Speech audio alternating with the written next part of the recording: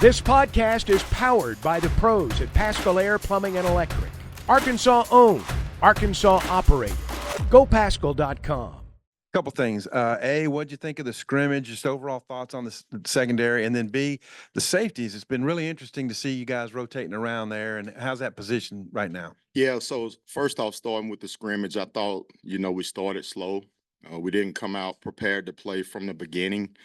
As the scrimmage progressed, we did pick up the intensity as well as the execution. So for us right now, the main focus between scrimmage 1 to scrimmage 2 is just learning how to start fast. And that's why the fast ball period to start practice has really been good for us, just in terms of setting the tempo from start to finish. In terms of the back end with the personnel, it's some musical chairs that's being played right now. The main thing is finding the best pieces for the puzzle to make the big picture be what we need it to be when the 11 take the field for the Hogs defense. Just a few names. Jaden Johnson, he's having a phenomenal camp. His consistency has really increased from last year. Jaden has become an extension of the coaching staff, and that's what you want to see. Funny thing, yesterday at meetings, Coach Wilson is up explaining something to Selman, and he was just listening instead of taking notes, and you see Jaden in the back tap his notebook and tell him to write. So that means the leadership is really heading in the right direction from his standpoint, and that's what we need. Hudson Clark, he's Mr. Consistency as well. He's someone that understands the big picture of what we're doing on defense, so you can, place him in different positions and he help other guys get lined up. TJ Metcalf, if it's a such thing as the most improved from last year to this year, it would be TJ Metcalf. He's had a phenomenal camp. He's a self-motivated individual, and that's what you like to see as a coach. And he shows up to get better every day. Larry Worth has been another guy that we're moving around at different positions on the back end to see what he does best. Some of the things that we're asking him to do at the Hogs position specifically, he's done at the last institution, but then it's also some things that we're asking him to do that he wasn't asked to do, and that's his biggest area of improvement, and pretty much is being able to cover a slot man-to-man. He wasn't asked to do that a lot. He is improving in that area tremendously and catching on to how we do things at Arkansas. Let me see. Nico Slaughter, he's another one that right now he's penciled in at Hog, but he's a guy that you will see be able to play some safety as well with different personnels. He played corner at his last institution, so he gives you some position flexibility with his skill set. And he's also very smart as well. He's someone that has played a lot of ball. He came in and he's a student of the game. I mean, it's 3 things that we tell the players they need to do when they're not here in the building. That's rehab, that's sleep, and that's studying. And one thing that's very obvious is that he's studying when he's not in the building. He retains meetings. He take the meeting to the field, and he provides the leadership that we need as well. And then, we got some young guys that's doing some good things as well. Miguel Mitchell is someone that is really smart as well, and he's coming along also. So I'm really excited about the depth that we have at the safety position right now, as well as the Hog. And we just got to continue to make the strides to head in the right direction. We do not have starters. We have standards. I think you guys heard that from Coach Wilson in his interview. And that's the we and us kind of mentality we have to have in the secondary, because we're going to play a lot of people. So Switzer's, we've seen it at linebacker, we've seen it at Hog. Just what are his assets and how might he fit in? Yeah, Larry, he's going to be more of a second level player for us. He can go from the penny to money, and he's a guy that is very intelligent, has a high football IQ. But he's going to be more on the second level than the third level, now that we understand his strengths and things that he does best, because we want to put him in position to be successful. But you're talking about a difference maker addition to the defense. That's him. He's a student of the game. He loves football. He's passionate about it. When he's on the field, you have to tell him to slow down rather than speed up. And as a coach, that's the kind of player that you want. Kind of hit on TJ there. You mentioned him, Coach, but what is he doing well? And then Tevis, how's Yes. he coming along also? Man, absolutely. I tell you what, man, those two kids, they're consistent. Tevis is as good of a freshman that I've had a chance to coach in a long time. I mean, he has some position flexibility. You know, he played corner in high school, and he's really come along in terms of just competing. He's running some with the twos right now, and I've been really impressed with Tevis Metcalf. TJ, I mean, it's TJ. I mean, like, I know exactly what those two are going to bring to the building whenever they do show up. They're consistent, and that's one thing that we're putting the emphasis on, just in terms of being able to sustain the grind of camp and show up every morning and leave every night knowing exactly who you're going to be. And in terms of the Metcalves, I mean, I got two sons myself, and if my two kids grow up and be anything like those two, I've done a good job as a dad. You got Oklahoma State, it's 11 a.m. I'm not looking ahead, but I'm just saying that's a hot game. Do you feel pretty good about the backups? I mean, or not necessarily backups, but do you feel pretty good about the numbers you have back there? Absolutely, I do. You know, we are developing the twos and the threes just as much as we are the ones, and to me, that's a reflection of your coaching ability, is having the guys that not only are the starters prepared, but the guys that have to come in and relieve them for whatever reason. And I'm really impressed with the depth that we have as of right now, but we still have a long way to go between now and the first game. Seems like Jalen's been pretty consistent for you, Braxton. Yes. And I know you say you don't have starter standards, but the other guys, I guess we kind of see Jaheim Singletary. You got Marquise Robinson back today. Right. Keon Stewart. Mm-hmm. Let's talk about those guys competing and what you're seeing. Well, Jalen, I mean, you know, he's been a little banged up and he's fought through it, you know, so he's demonstrated toughness in terms of, you know, fighting through the dings that he have right now. But he's out there competing. He's getting better. He's leading as well in terms of the young guys, because he's kind of taking Selman Bridges under his wing as well, because this time last year, that was Jalen Braxton. So he's really done a good job in terms of Selman and making some investment from that standpoint. It was good getting Jaheim and Marquise Robinson back today. You know, Jaheim came in today, and from what I saw just from the field, I got to go see film, but I mean, it's like he picked up right where he left off. And, you know, he's really been climbing as well in terms of just improving daily. Then Cuddy, Marquise Robinson. I mean, his energy is contagious to the room, and that's what we needed. He's a high energy guy. He loved football. He loved to compete, and he's done a really good job as well, just in terms of adapting to the culture that we have in the defensive back room. He's a bright-eyed kid, and he's consistent as well. So I'm excited to get him back into the mix of things. Keon, he got to continue to be consistent. You know, that's the challenge for him right now.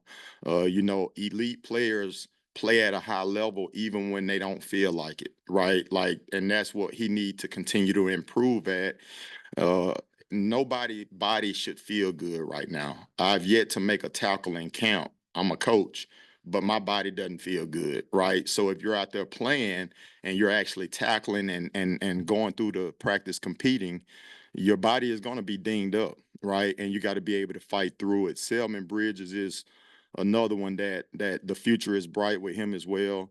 You know, he's a long corner, can run, loves to compete.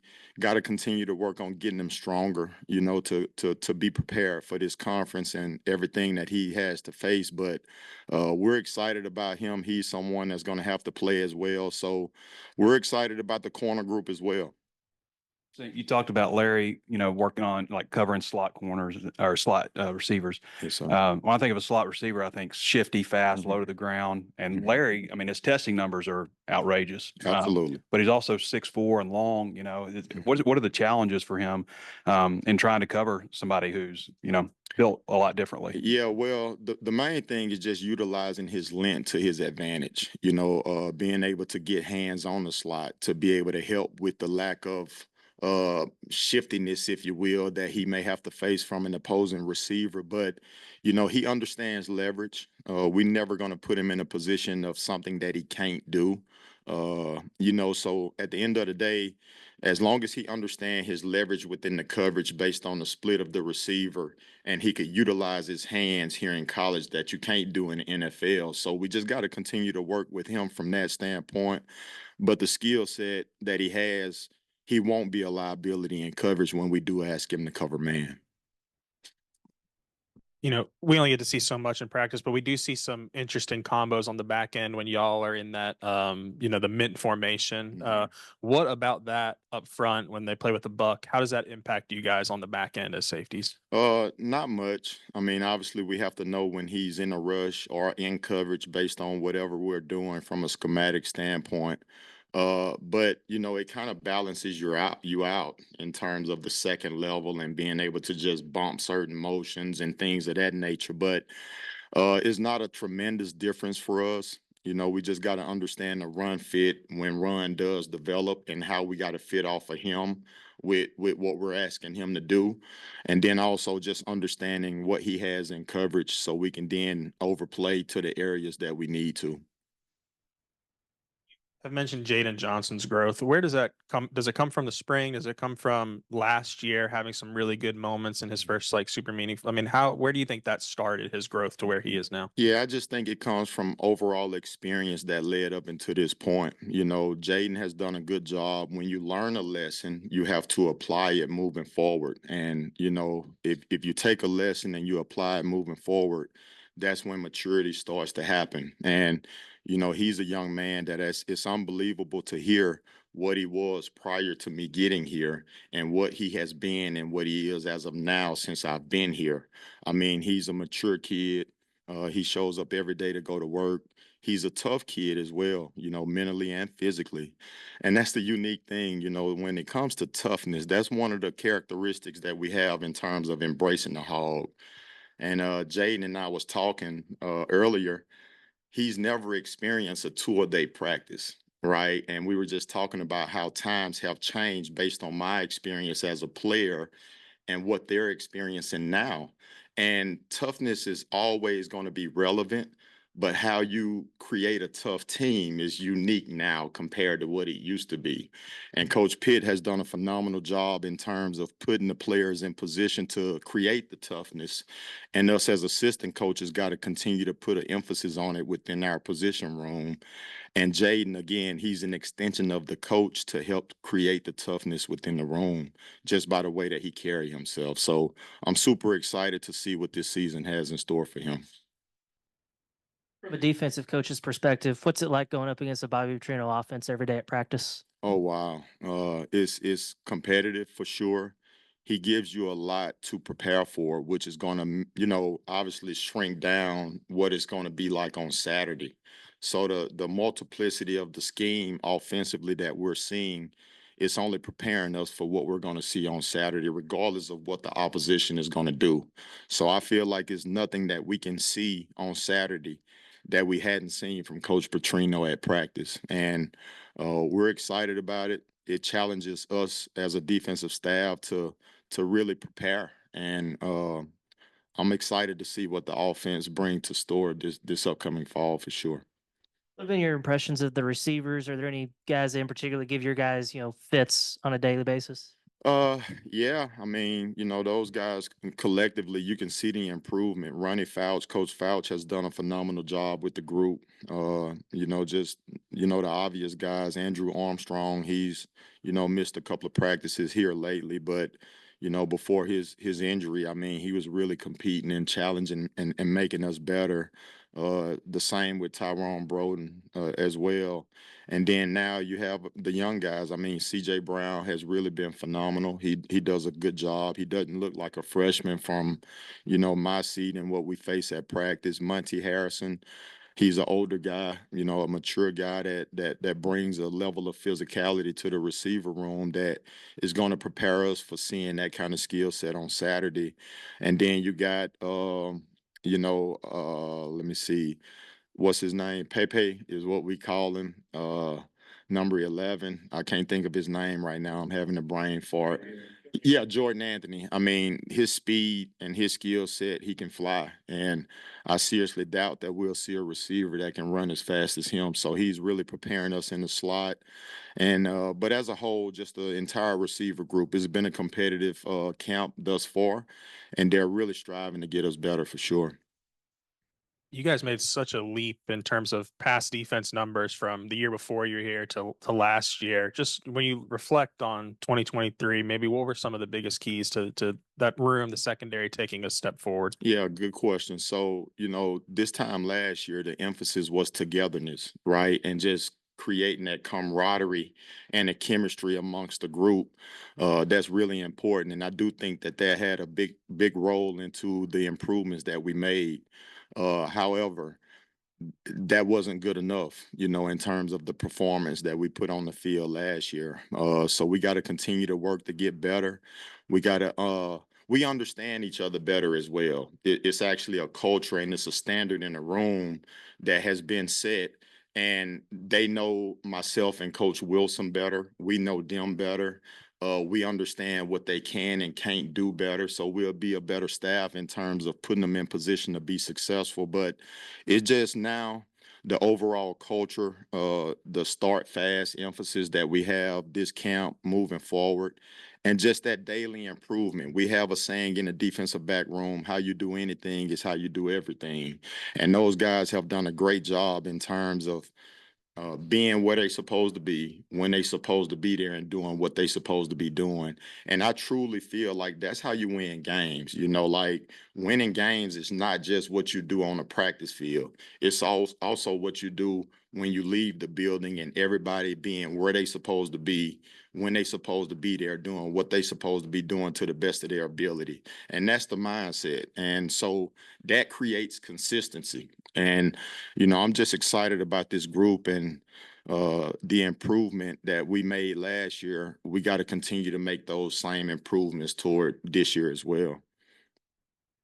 You mentioned the penny position earlier. Can you go into a little detail about what that role is exactly? Well, right now, one of our strongest positions is the linebacker room. Coach T. Will and Coach Jake Trump, they done a really good job in terms of replacing some guys and bringing guys in that fit what we do. So with that, we have to find packages to get more of the linebackers on the field, and that puts four linebackers on the field. That's one of the strongest and deepest positions that we have on defense. So again, right now, we're just trying to figure out the best pieces to the puzzle to put the best 11 on the field to give us the best chance to win and be successful. Do that is, I think I saw you guys working that. Is like Spence down closer to the line of scrimmage when you do that? Yeah, but it's musical chairs. I mean, like, you got different guys right now. That may be him, it may not. It's early on, and we still got a lot of time between now and the first game to see, the how can we put the best guys in position to be successful. And Coach T. Will is doing a good job, leading us as a staff to just find the best guys to put in the best position. You talked about Selman quite a bit, but I was wondering, like, with the path that he's on right now, and we saw Jalen Braxton obviously improve to where he started 6 games for you last year. You see Selman on a path where he can help you guys and play this season? Absolutely. Yeah. With Jaheim and Marquise being down, the time that they were down, it allowed for great opportunity for him to be able to step in and go with some of the best guys on offense. And he exceeded the expectations that I had within the scrimmage one. And I'm excited to see, the improvement that he make individually between the first scrimmage to the second one. But he's going to play this year, and how much we'll see. It's a long season ahead. If you would have asked me last year at this time, would Jalen Braxton have had to play the role that he played for us last year, I wouldn't have believed it. But he had to step in when some older guys got banged up, and the rest is history. So we just got to have him prepared. And, once you go on that field as one of the 11, you are a starter, right? So we feel like if you're good enough, you're old enough. And that's the expectation. Hey, Coach, kind of a broad question. You talked about the importance of chemistry, togetherness. You also talked about having conversations with Jaden about, playing in different eras. What have you learned in terms of the portal, guys coming and going, about bringing together a room and building chemistry in a new era? Yeah, well, how important the character evaluation is within finding out who the player is, right? It obviously starts with the film, with what we look at to see if he fit from a player's perspective, but then once we contact and do our research in terms of the evaluation, the character part matters, right? There were several guys that we could have brought in from a player's perspective that we thought were good enough, but once we did a character evaluation, we decided to go in a different direction. So I think we did a great job in terms of finding the right fit. And that's really what I learned through the portal, is that you gotta recruit guys that believe in the team, we and us. Football is the ultimate team sport. You're dealing with hundreds of young men as well as staff and administration. So it can't be a I and me type of person. It has to be a we and us. And we brought in guys that are selfless, that's willing to just play whatever role that we need within the team to help us be successful. So again, it's the player, but the person matters just as much. BetOnline is your #1 source for all your betting needs. Get the latest odds, lines, and matchup reports for baseball, boxing, golf, and more. BetOnline continues to be the fastest and easiest way to place your wagers, including live betting and your favorite casino and card games available to play right from your phone. Head to the website or use your mobile device to sign up today and get in on the action. Remember to use our promo code BELIEVE, that's BLEAV, for your 50% welcome bonus on your first deposit. Bet online, where the game starts.